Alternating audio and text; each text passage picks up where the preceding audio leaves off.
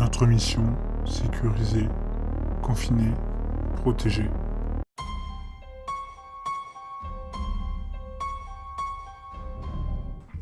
Ici le docteur pour la lecture des rapports du SCP-173 pour les archives audio.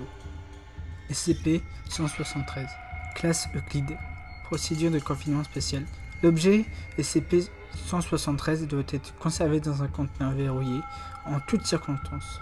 Lorsque des membres du personnel doivent entrer dans la chambre de 173, il doit systématiquement être au moins 3 personnes.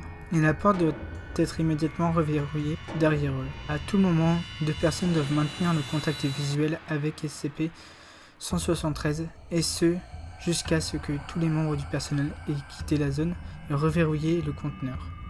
Description. Transféré au site 19 en 1993, origine inconnue jusqu'à présent, il est constitué de barres d'armature et de béton comportant des traces de peinture aérosol de marque Krillon. 173 est animé et extrêmement hostile. L'objet ne peut pas bouger tant qu'il se trouve dans un champ visuel direct. Il est impératif que le contact visuel avec SCP-173 ne soit pas interrompu. Les membres du personnel assignés à entrer dans le conteneur sont chargés de s'alerter mutuellement avant de cligner des yeux.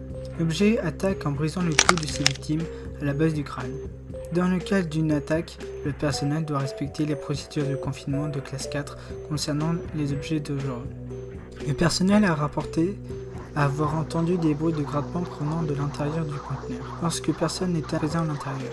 Ceci est considéré comme normal, et toute modification de comportement doit être signalée auprès du superviseur en service. La substance brun-rougeâtre sur le sol est une combinaison de matière fécale et de sang. L'origine de cette substance est inconnue. La salle doit être nettoyée selon les fréquences bi-hebdomadaires. Est-ce que je pourrais savoir ce qui se passe? C'est une brèche de confinement, docteur. Quoi?